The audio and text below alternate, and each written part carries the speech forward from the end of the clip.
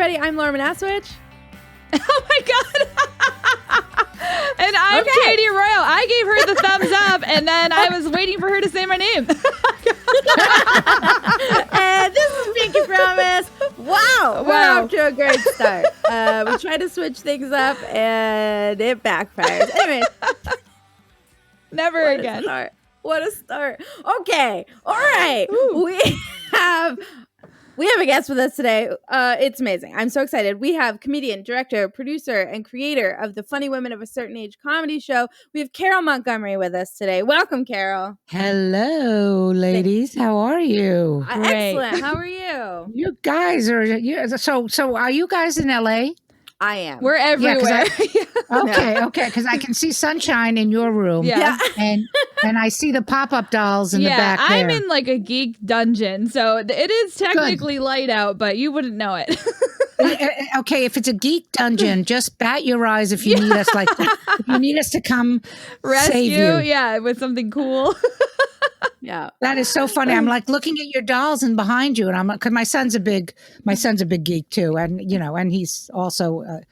He's 29, so he's. He didn't become a nerd until he was in his 20s, which he waited. Yeah, he did. That's he did. Nice. He was a great teenager, and had no problems like during his teens. In his 20s, all of a sudden he decides he has to listen to the Smiths, and he got sad, but not till his 20s. Exactly, he got sad, and not. You just described my son to a T, and also became a geek. But so fascinating. Delayed onset sadness. Delayed onset sadness. That's great. That's so funny. Yes. You never know. Yeah, exactly. Well, we've got Carole with us today, and Carole, I'm gonna probably put words in your mouth here, but Carole's topic is like a young love triangle, right? Like crushes on a couple of people, family, friends, right? Yes. Okay. Well, so it actually was, I guess in a weird way it was a love triangle. So I was gossip. Yeah, we only started this podcast to hear people's gossip from when they were growing up. Okay. So you have to understand, the people that are listening and watching, when you see me and you see my act, I'm very aggressive. I'm blue. I'm dirty. Whatever. But I was not that way as a child. I think the reason I am who I am as a comedian is because I was a very sheltered child. Okay, so we'll just do that. So when I want to say, I think I was in the 6th grade, so maybe I was 12 or 13 years old. I had a crush. My father was a teacher in high school. He was a high school teacher. And he was, the only friends I knew, like when my parents would go to socialize with their friends, if they had kids, they brought us with them. Do you know what I mean? Yeah. So we were at this, I don't really remember how I met the son of one of his friends, but I was like 13 years old. He was 15, 16 years old. And I just was like, I'm going to marry him. Yeah. So, and it's more fucked up than you think it is, by the way. No, honestly, my best friend growing up, I feel like every one of my girlfriends had some kind of guy who was age inappropriate that there were massive crushes on. That they were he's 18. When he comes back from college, he's going to notice me because I'm changing out of my training bra. But I was I was so crazy about this guy.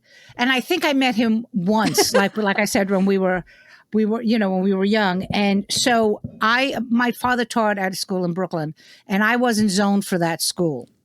So the reason that I went to the high school I went to is because my father taught there, and he went to that school. The guy did? Yeah, the guy did. The guy who had the crushes. So when I was a sophomore, was I a sophomore? Yeah, when I was a sophomore, he was a senior. And I thought, well, I'll be there. Right. Did you ask to go to that school? Because back in, I don't know if they still let you do that now, but if you're a teacher's child, if you request to go to the school your parent teaches at, they let you go. And it was the same thing with this guy because his father taught at the school too. So that's how messed up that was. So the reason, and it's even better. I'm just remembering that. I apologize to everybody because I'm 63 and I don't say remember. hello today. So.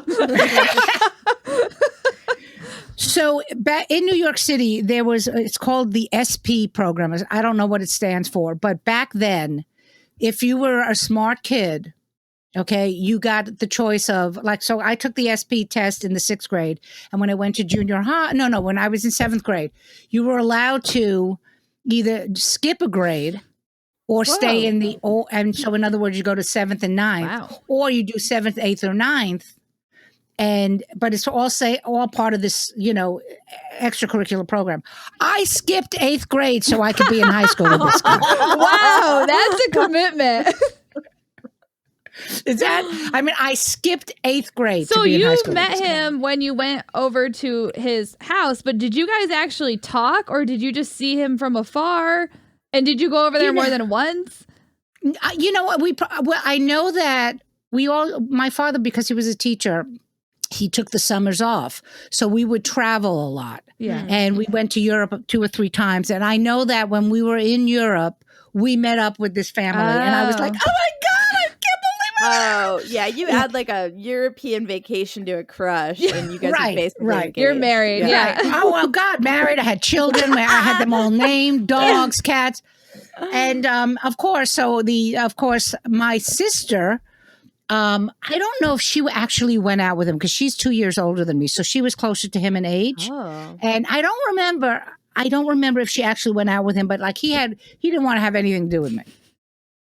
Well, because he was probably just like this child, and I'm such a mature 17-year-old. Exactly. But, excuse me, the sparkling ice went down the wrong pipe. It's a good so commercial. if anybody's watching that wants to send me this. Yeah, that's right. Sponsor us and save Carole's life. Yeah, please. Get her more sparkling ice. But here's now talking about Europe. Here's another. This is how naive I was, but this is all in the same vein of my sexuality. Okay. So you're like 13-ish here. Yeah, 13 years old. We go to Europe. We went to Europe, I think, when I was 10, 11, and 12. But I'm a big-chested woman, and I blossomed around 13, which I don't understand why the high school guy wasn't paying attention to me.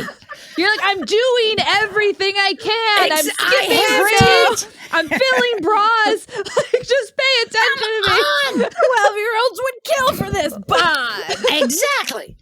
So, this was after we had seen the family. We traveled all over, and we were in Portugal. Mm-hmm. And this is so funny because when I say this, when I tell you how naive I was. So I'm 13 years old, nice tits. I mean, young girl. And we had stayed in Portugal for a couple of weeks, so we knew the locals and everything. And there was this young Moroccan soldier. Oh boy! Ooh. Yeah, exactly. 18 years old. If I tell you, he looked like a Greek god. I mean, I still talk about him. Just stunning. And he, of course, saw me. Yeah. He was smart. He thought, let's try something with this chick. He knew what was going on. Exactly. So I don't know why we were staying like in I guess an early version of Airbnbs back then, because now we're talking almost 50 years ago. And I was sitting on the front steps with this guy, right? And we're making out. All right. Wow. And I have no idea what's going on. Do you know what I mean? But was this like your first makeout too? Yeah. Okay. No. I did make out with some boys because I was a slut. No, I did make out with boys, I think, in when I was in 6th grade. I do think I did. I don't remember because it was a long time. I would say if you shouldn't be good at making out in 6th grade. So but when you're 13, you don't know what you're doing, also still fine. Right. Well, and because I was so naive. Yeah. So we're making out. And I swear to God, and he said it in a French accent because he was Moroccan and they spoke French. He goes, so why don't we go down to the beach, get a little more comfortable? And this is me. Nah, I like it on the steps. Let's just stay here on the steps and make out. I had no idea that he wanted to fuck me. I seriously I didn't know what. I just was like, this is fun. You're like, these steps are good for making out. We don't need to move. We don't need to move it and be in the beach and there'll be sand in my ass. No. So those are my two fabulous crush stories. So was the soldier, where did you meet him? That I don't remember. I think that my parents were very big partiers. Okay. In those days. And Yeah, he your must parents have- sound cool. They're like taking you on cool vacations. They bring you over to Hot Yeah. Guy's house. Yeah, exactly. I don't remember. I'm sure it was the people that were in, that we were hanging out with. He had something to do with it. He was probably the son of somebody else that my parents knew. That because we made friends whenever if we were staying. When you go on vacation now, you go for a week and you're going like this. Yeah. But we would stay. We would make So Yeah. that's probably where he came from. Huh. And were you like accounted for? Were they like, oh, Carole's making out on the steps, or like? Well, just to give you a inkling of what my parents were like, this wasn't the same incident, but this is probably what you've heard of the running of the bulls in Yes, Pamplona. yeah. Okay. This same year, the same vacation, when we were in Pamplona, my father always wanted to run with the bulls. Okay, so my memory of my father running with the bulls is he got so drunk, he never made it to the bulls and slept on the roof of our rental car, Oh my boy. God. passed out. And another time in the same group, because my parents, like I said, big partiers, we were, I don't know where they were. We were at some bar somewhere and they were drinking iced teas. Uh-huh. Oh, no, not iced tea, sangria. But sangria in Spain is made like iced tea is. Like, do you know what I mean? With all the different liquors and everything. Yeah. So my parents were trashed. So we get outside and my mother and father were like, we can't drive. And they threw me the keys at 12 In Spain. in Spain. That's So I, of amazing. course, go, I'll drive. And I start the car. I pulled it in reverse so fast. My father sobered up It was like that. Yeah. Yeah. So I'm assuming they were drunk when I was making out with my little French soldier. So was the other guy, the guy from school, staying in the same rental, or were they? Oh in no, that another- was I think they were in Spain. So I know that I saw him at some Okay. point. Oh, but okay, but it you wasn't know, like y'all went on the whole trip. no, together. it would have been so great to come back to him and go, I almost got know. laid Yeah. by this guy and you don't want to even look you're at me. like, But would that's you okay. like to go to the beach? That's exactly right. So when you changed schools, did you did you change schools and then did you ever end up talking to that guy at school, or did you just No, like, hope you- because he was a big, he was captain of the football team, Okay. of course. He was that's also one of the reasons I became a cheerleader when I was in high school. I used to take I this had was a bike. like a long plan then. So you changed schools. skipped a grade. Yeah. Changed Yes. school. Became a cheerleader. Right. I And, mean, in this like course of like a young girl's eyes, I think you did everything right. Yeah. But I this guy but you said you can't remember if he dated your sister? yeah, I don't remember if she went out with him or they were at a party. I'm not really sure. Okay. But seriously, when you think about it, so I'm in 10th grade now, but I'm not I've skipped, so I'm a year younger. Yeah. So what are you, like 14 or 15? Let's say I'm Yeah, probably. Yeah, so I'm 14 when you should be 15. Yeah. He probably 17 or 18. He's like, I'm not going to look at her. Yeah. Do you know what Yeah. I mean? So yeah. So it was unrequited. But did cheerleading get you other dates? Or your big boobs? Like, how long did you pine for him? I pined for him until I had my first boyfriend Okay. in high school. But Okay. you know what I mean? Like, but like I said, I always thought, I really did. I always thought I was going to marry him. So. Yeah. But also, the other important, like it's so funny that the first two guys I ever fell for were guys who were sons of my father's friends. But when I was even younger, my father's best friend had a son, and we were the same age. And I just was crazy about him too. And I was like 5 or 6 years old. And the story that everyone loves to tell is that I guess we went to visit them because the father used to run a day overnight camp, a sleepaway camp. And we all came out to to see them and visit with them, and I just ran around. I ran after this kid the entire time. They said all Carole did was run after Jerry. Keep running after Jerry. Laser focused from a Yeah, very really. you knew what you wanted. Yeah, really, it's so interesting. I mean, what's interesting about it is I'm not that way now emotionally, but like professionally, I have that same laser focus. Yeah. You know, so it's just, and it's fun talking about it after all these years, because I was like, what a schmuck you were.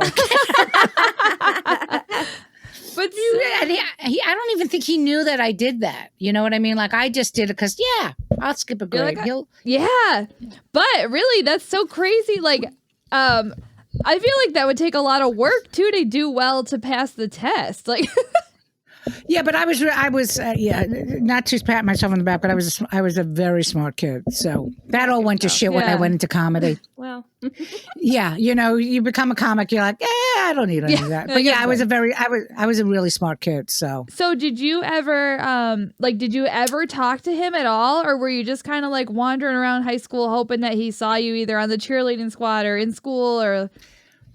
Yeah, pretty much. In fact, I had a red Schwinn, a little red bicycle. That was like when you're 15 or 16, you can't drive. Yeah. And so I lived, because the high school was probably a good like 30 minutes drive to get from where I lived to get to the high school, because I was out of the district. And one time I knew that the football team, because we were the football team, had practice. So I decided to ride my bike to watch him play football. Oh my God. yeah. And sit on the stands by myself. Oh boy. And watch him play football. Never spoke to me, never said anything. So if it's a half an hour drive, what's that on a Schwinn? Right, like 45 minutes. Yeah. Oh, absolutely. Absolutely. But I rode that bike everywhere, and I thought, I'm going to go watch him. So did you sounds like we need more information.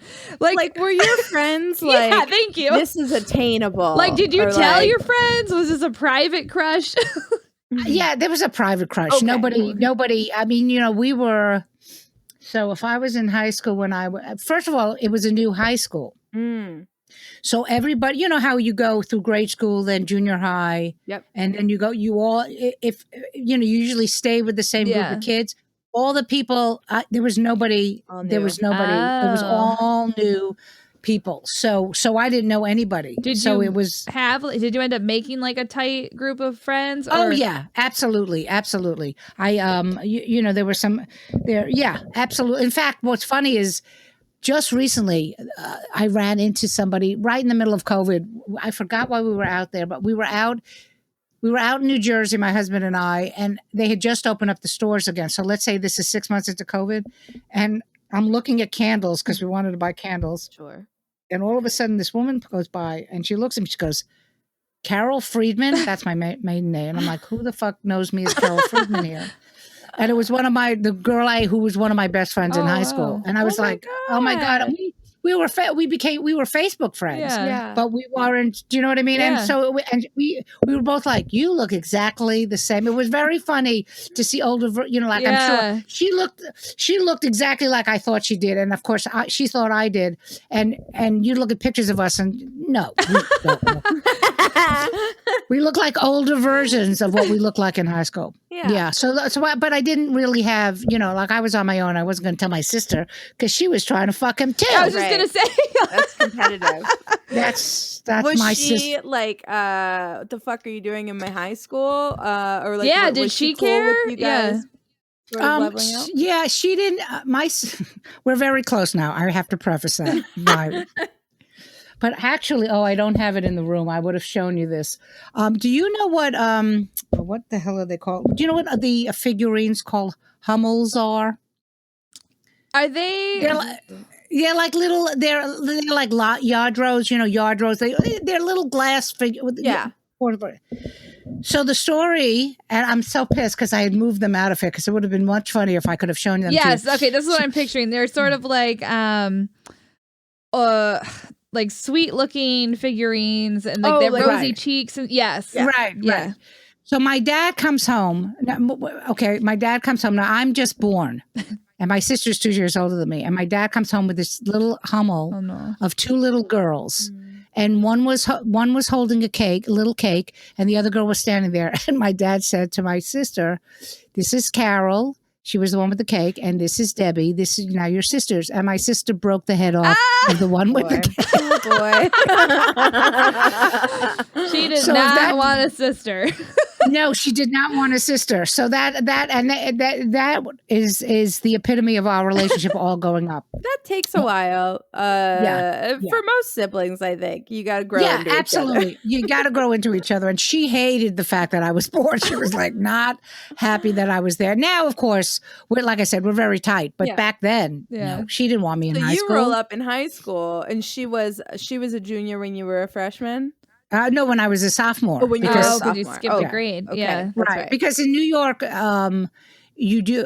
used to do it. Junior high, you end junior high in the 9th grade. You start high school in the 10th. That's what our school did too. Yeah, I was. So you skipped 8th grade, and 9th grade put you as a sophomore.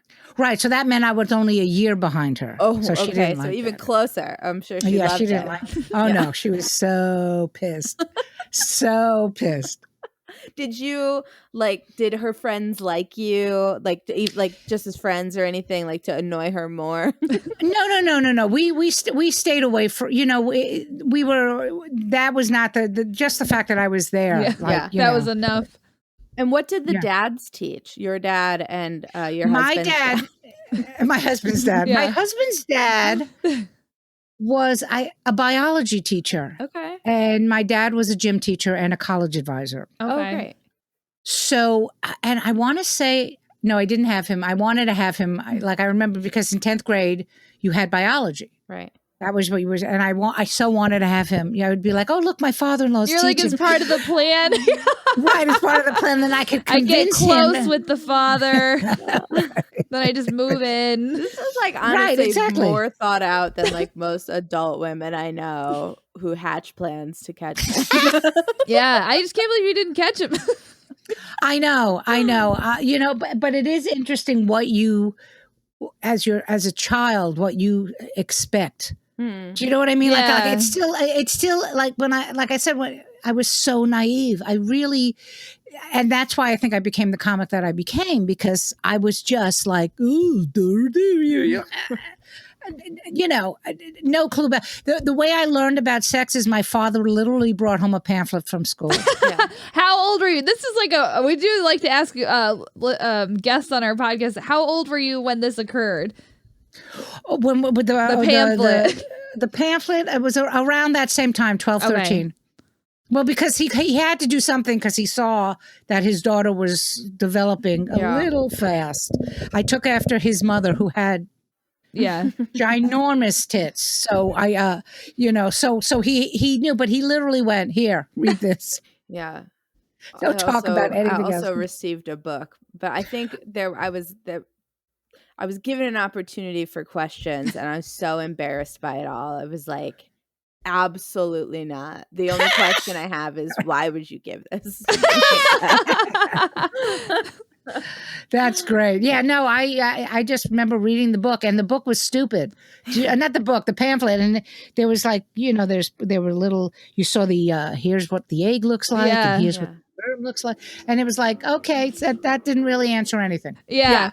My dad. Well, I feel like nothing good comes in a pamphlet. No one has ever been like, I'm glad I got this, like, regardless of what's inside of it. It's like, we're going to recycle this. I feel like a pamphlet is like a good, it's a good way to start a conversation, because you're like, there's a lot of stuff in this pamphlet that I'm now interested in, but I don't know anything about whatever is in here. Exactly. I don't have any more knowledge. No. Yeah, and so when I finally did lose my virginity, I had no idea what I was doing. Yeah. My dad, his sex talk was, my mom did nothing, and she was like, she told my dad to have it with us, and because she was so like uncomfortable, and so he was like, and he is very like emotionally in tune with everything. So like his sex talk was, he pulled me aside and he was like, all right, so I just want to make sure that whoever you have sex with, you love them, okay? You don't even have to be in love with them, but you should love them and you should find someone who will respect you. And I was like, I don't even know what to do, but sure. Right, exactly. Like, how old were you? Like 14 or 15. Like it was that age, but he was just like, really just wait until you love someone and you don't need to be in love. And I was like, thanks. That right there is like that distinction is really hard. Like 14-year-olds don't know the difference between that. I was like, okay. He might have even not even said, he might have even been like someone you have feelings for. Like he was like very like, he was hate fuck. Baby. Yeah, exactly. He was like, don't just pick some random person, but I won't tell you anything else about it. And have a great day. Make good choices. Bye. If you pick the right person, it's like a key in a lock. You'll figure it out. Oh my God, that's hysterical. So when did you get your first high school boyfriend? Was your husband already graduated? Yeah, like, yes, was he out? was gone. He left. So in mourning, you found a rebound. Yes, and I think I want to say that he played football in high school. Okay. Not in high school, in college, and then you know, I don't know where he is now, but my boyfriend I met, the guy that I was in a serious relationship and lost my virginity to, was also the captain of the football team. You have a type. Yes, I do. I like them football players. Yeah. So I did. So that's who I lost my virginity to, and he didn't know what the fuck he was doing either. Yeah, I think that's probably the best way. He was 16. No, he was. I think he was, because I want to say we started dating when I was a junior, because we dated all through junior year and all through senior year. So I was sweet 16. That's right. It was on my junior year that I was sweet 16. And I lost my virginity on my birthday. Oh, did you plan for it to be that day?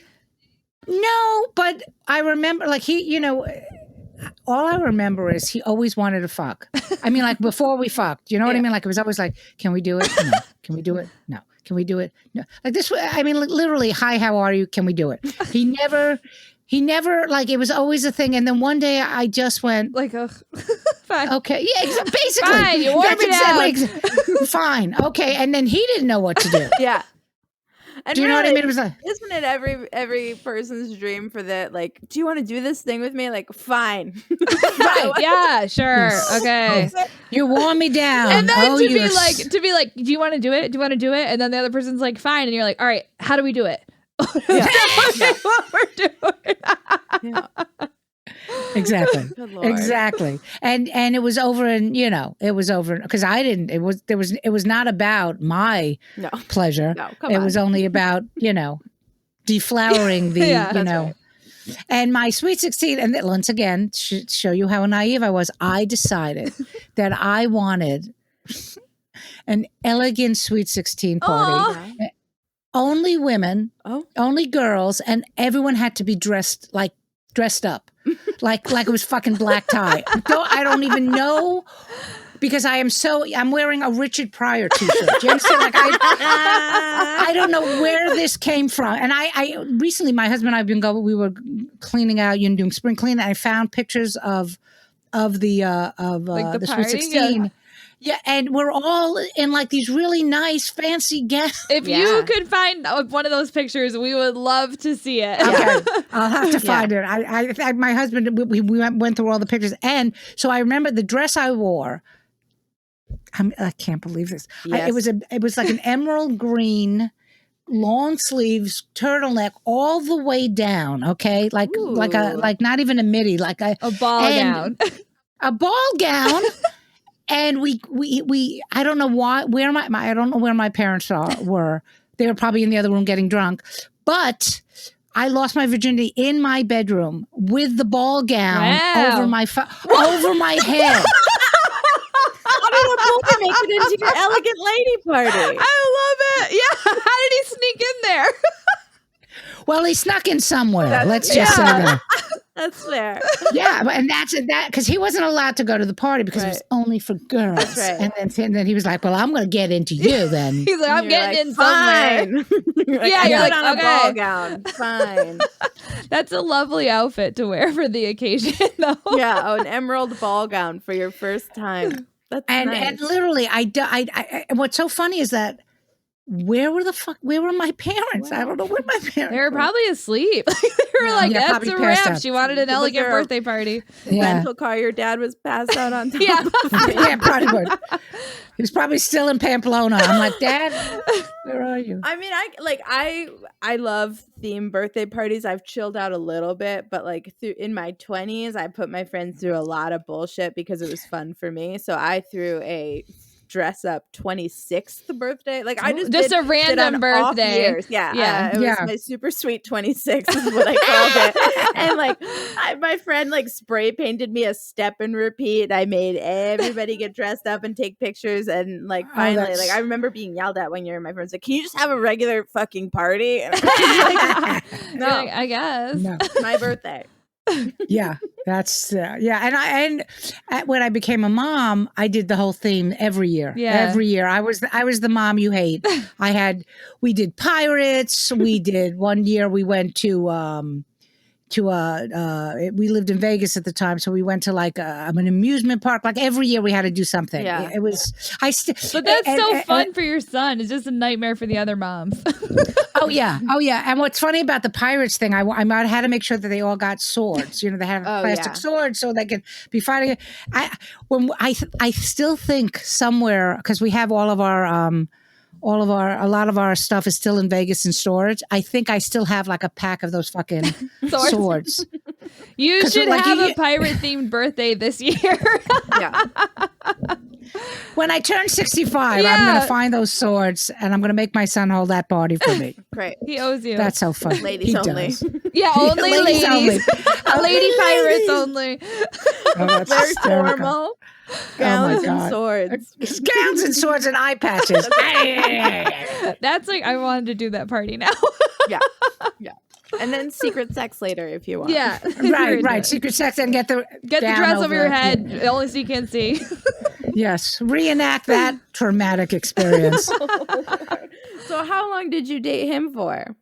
We dated up until like my first semester in college, and Okay. then he cheated on me, and Oh boy. and ended up marrying that girl. Oh, So, really? and then he cheated on her. Yeah.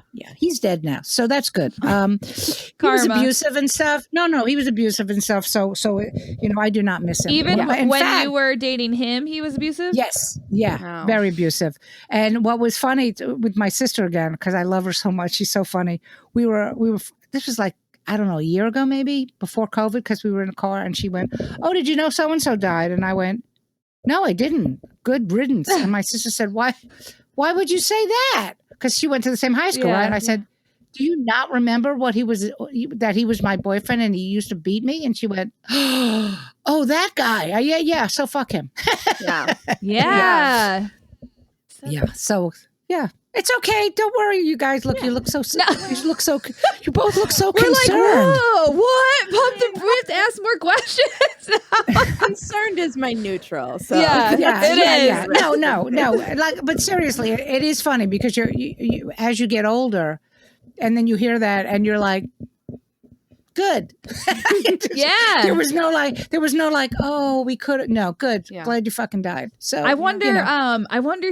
He probably was terrible to his wife that he married too. I bet, because you don't really just Right. grow out of those patterns of behavior. So No. And he came from, looking back at that time and remembering stuff with his family. He came from abuse. It doesn't say that what he did was right, but you could just see the abuse is just yeah. started. Like one of the things. Not that, and my parents were not abusive; they were just drunks. But my husband had shitty father, so we both stopped. We decided we were going to stop the cycle. Yeah. Mhm. So when you are, some people can do that and some people can't. Mhm. Some people just continue the cycle, and we went. No. Yeah. But I'm going to leave soon because I have to get drunk. No, I'm kidding. I'm teasing. I'm teasing. So where did you meet your for real husband? I met him. You're going to love this. I met him at a comedy club. Oh, really? Yeah, when back in the day, but there was a club in New York called Good Times, and it was on 33rd and 3rd Avenue, and it was so. I mean, I don't know how long you ladies have been doing stand up, or but like we're talking about stand up in the 70s and 80s. We were definitely not then. You were not then. You were not. You were probably a twinkle in your parents' eyes. But they did, like the comedy scene is very different now, as you know, because there's bars and there's mics and there's more than 2 rooms and right. Okay, so there wasn't like this. Good Times had like it wasn't a room in the back, but it was a room where you could put a mic on and a stage. So it was like a room on the side. Yeah. And that's where, when I was starting out, I would, they had comedy like, I don't know, Wednesday nights. And I would go there and there was a comic named Reed. And we were friendly. We'd see each other and everything. And another girly story. And what's so funny? I'm such a tomboy and I'm telling these stories now and I'm like, Jesus Christ. I wore an emerald That's what we gown to do my first open mic. So the way I met my husband is, so Reed, it was his cousin, right? And so I'm there and Reed goes, oh, this is my husband. This is my cousin Todd. And when you're gonna be like, oh my God, this girl. So I met him and it was like a thunderbolt hit. Okay. Oh. And I literally did what every girl does when she meets a guy. I was like, I'll be right back. I have to go to the bathroom. And I went into the bathroom and I started putting on makeup because I hadn't and I was doing my hair and all of this shit, right? And then I came out like he's half an hour not later. going to have seen you, right? Like he'll forget. Right. Exactly. And I come back and he left. Oh my God. He left. And we end up together, obviously, because we ended up getting together on his birthday, which is July 14th. But that night when I was, because they were having a birthday party, and Reed said, "Oh, my cousin wanted you to come to this party at," and it's actually the party was in the apartment that I live in now because we live here. We live with my mother-in-law. So when we talked, he goes, "Where did you go?" That's amazing. I thought you didn't like me, so I left. Whoops. So and we'll be married 37 years in April. Oh my God. On Thursday. Yeah. We'll be married on April Thursday? 8th. Yeah. Happy anniversary. Thank you very much. As I like to say on stage, I could have murdered somebody and been out of jail by now. Yeah. But you That's amazing. Yeah. It's amazing, is it? Yes. Because you didn't say we've been married for over 30 years. You said it nicely. That's the amazing part. To like him. You sounded happy about it. I do like him. He's a pain in the ass, but that's all men. Yeah. But no, I still do like him. And that story is always so funny because we were both the same way. We were like, and it's like, and so I feel bad for my son because, he knows that story. He goes, I'm never meeting anybody. Well, he's in his sad phase. Yeah, exactly. He hates comedy club. He does. That's such a cute story. Thank you. Yeah, 37 years. Oh, boy. Oh, boy. Yeah. Well, Carole, where can people find you? What do you got going on? What can we talk about? Oh, wow. It's already, we did this fast. Yeah, we tell our guests, don't worry if we can just, don't worry about stretching out the stories and blah, blah, blah. And we always end up talking well over like what we thought we were going to talk. And then it's all of a sudden the end. Oh, this has been great. Okay, well, when you brought me on, I created this little show called Funny Women of a Certain Age. It's a show that features female comedy headliners from the age of 50 and up because that is a greatly underdeveloped demographic in our business. Mm-hmm. And we have 2 specials on Showtime right now. And they're both streaming still. The first special, which had starred Fran Drescher, it was the #1 comedy special of 2019 for Showtime, which is awesome. Yeah, that's awesome. And then the second special premiered the weekend of lockdown. So I don't know what the ratings were, but I think they were probably pretty high. And that starred Caroline Ray. Oh. And I always tell people if you like the show, people of my generation, You can't, don't email, or, write a letter, or, you know what I mean? Or call them and go, we need more of these, or, tell them what you want, because it's a different, I'm good at internet and social media and all that stuff, but most people my age don't know what the fuck they're doing. You know what I mean? Like, what's Facebook, or, so I always tell people, please watch it. I'm so proud of both of the shows, and all the ladies were is it okay if I say all the ladies' Oh yeah, names? definitely. Okay. Yeah.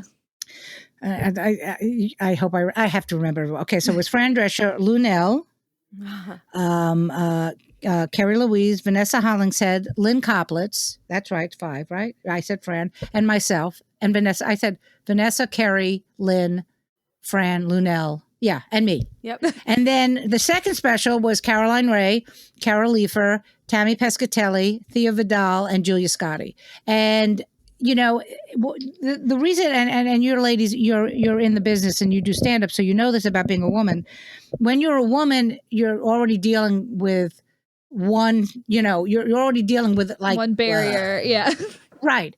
And then you add being older, and it's another barrier. And one of the things I loved about both of these shows is there was not a bad set to be found. Not a bad set to be found. And I'm taking myself out of the equation. Those 10 women knocked it. Like, it's like everyone got it. That's what I was going to say. Also, it just depends on you can do well in any kind of crowd, but there's something about performing for people who are your crowd, that want to see you, and they're coming specifically for that you just, it's like a through the roof kind of feeling. And it's just, you're like, these are my people. I feel this is what that dude feels, because those dudes came out to see him, and they give him this kind of energy that they'll trust him and they'll go anywhere with him and his material. So to fill a crowd, like fill a huge room for these women full of people that came to see them, that had to be so amazing for them. That aren't looking for a reason to not listen. Yeah. Right.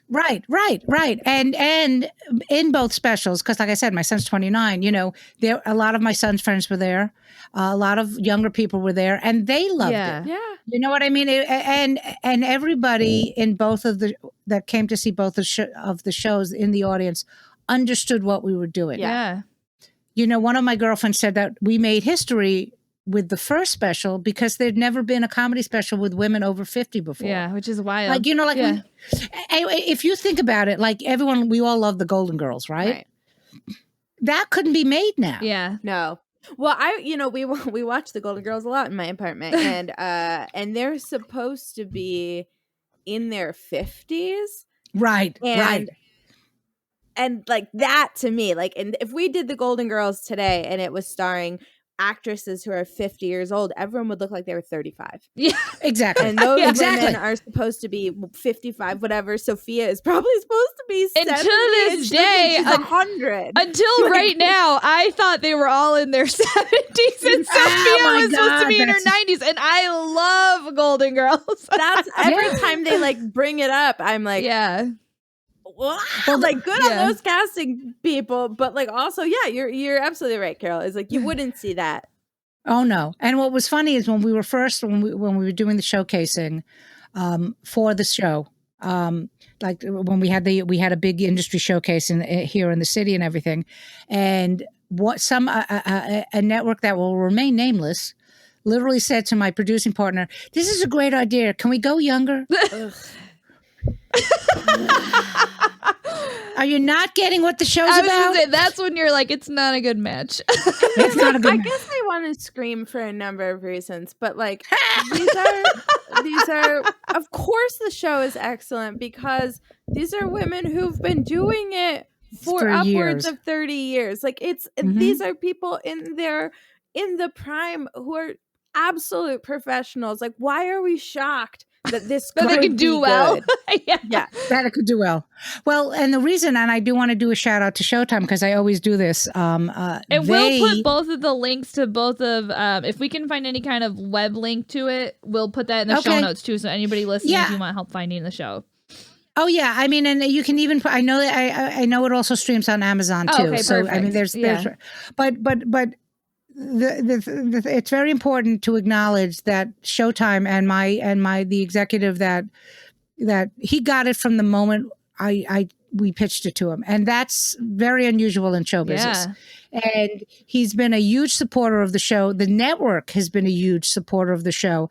So that alone, to be able to say, let's do this show with older women, and they could not have been more supportive. Like, and I have to say, not that the other networks didn't, because there were a lot of people at that showcase and they all loved it. But I wanted to go back to Showtime, and I just remembered the reason, because I go off on tangents. My first big TV show was on Showtime. There used to be a show in the, I want to say, this had to be late 80s, early 90s, called the Showtime Comedy Club Network. So basically what it was is like they would go to different comedy clubs all over the country, and they would do Showtime Comedy Club from Nashville, from Chicago. And from that, at the end of the year, at the end of the season, they would take the 6 best comics. So I was on the Showtime Comedy Club All-Stars episode. It was episode 6. That was like one of the All-Stars. I was on the show with Bill Engvall. Wow. Oh God, now I forgot everybody because I can't remember a goddamn thing. Oh God, John Panette. I mean, these were people that ended up going on and everything. And so when we had the industry showcase, and we already knew Showtime was interested and the other people were interested, I said to my partner, I said, we're going with Showtime. Yeah. They gave me a break before. 30 You remember who's good to you. Yeah, you always do. And there's an old saying, the same people you meet on the way up are the same people you meet on the way down. And you have to always, I'm not trying to give you motherly advice, but you have to be kind to people. Yeah. You have to be, you can't treat people like shit. When I see people in this business treat somebody like they're nothing, it's like, yeah. And you are? It's just not a good look to be a mean adult. No, I like that. I think that should be a t-shirt. It's not a good look to be a mean adult. I just don't know what you're like. What are you going for? I'm like, what are you insecure about is what that is. Yeah. Mean adult says to me. Right. Like when we did the first special, and we had we had a female stage manager, female warm-up act. Half the actual crew was female. And when we got the go for the second special, I called my showrunner and I said, we're bringing the band back. Everybody's coming back. And you want to, because if you treat people well, they want to do a good job for you. Mm-hmm. I mean, like, for example, I only heard rumors about this, but supposedly, like on Twitter, like if you look at these hairstyles of Meghan McCain, have you seen? Yes. Okay. Mm-hmm. And everyone's always going, her hairdresser must hate her. Yeah. And that she's so naive to go, oh no, I want to look like Judy Jetson. That's very, somewhere subversively. Yes, that the hairdresser hates her. There's an intent. Sorry. There's an intent. There's an intent, and every time Meghan says, people are saying you don't like me. Oh, girl, I love stop you. It. Stop it! I love you. And as she's doing her hair, she's going yanking those braids. Yeah, right. So that's why I always try to tell people in this business, you have to be kind to people, and they're doing their jobs. I mean, I hate when I see people yell at somebody for doing, if that's their job, they don't have, that's what they got to do their job. Yeah. When you see people yelling at people for, especially like at airports, when they yell at the airline representative, you remember airports, right, ladies? Remember when we used to travel? Yeah. And you always watch that one person who's yelling at the ticket agent, and you're like, can we get on the plane? Like, can you just do this on your own time? It's not going to make anything. But now we all have to sit in a tube with this person who's ruined the vibe for exactly for hours. everybody. Yeah. For everyone. And I feel like in this industry, it's like most of us at some point or still are nobody with dreams, right? Like, and so if you've gotten to a level where you're somebody, at one point you were probably this person, and somebody was good to you and helped you get here. So don't you think it's your responsibility to turn around and be kind to somebody who wants to get to where you are? Like, Right, right, you know, right. and that's not always the case, but I think there are enough people out there who do think and remember that. Well, I think like Right. even aside from just wanting to be a good person, like let's say you don't even care about being a good person. At any minute, somebody who is nothing could get some huge break and have some opportunity. And wouldn't you have wanted to have a nice interaction with that person? And on the flip of that, anybody who's doing okay at any minute could fall right back down to nothing because everything is so fickle and it's just constant. Your 2008 tweets are coming for you Yeah, at any stage of the game. But I can tell you, I mean, because I've been in the business, I started in 79. So I've been doing stand-up also almost as long as I've been married. I can tell you some big, I'll tell you this off camera, if you like, but like some major players in this, in our industry that started as bartenders and doormen. Yeah. Right. I mean, I'm telling you when I say major players, and if you bartenders always remember if you don't tip. Yes. And so if you go get your bottle of water and you don't throw a couple of bucks down, yeah, right? They'll be like that. So that's why you always, not that you're going to get something from somebody, but for humanity's sake, why don't we all just be nice to each other? Yeah. That's like I said, it really is one of the reasons why I decided to do the show, because I wanted to give my friends, I wanted to work with my friends. That's number one. And I wanted to, you see all these women who are amazing. I mean, like, there is not a bad comic in that bunch. Mm-hmm. Yeah. And you want to be able to help them be seen. Yeah. Yeah. So that was my, thank you for coming to my TED Talk.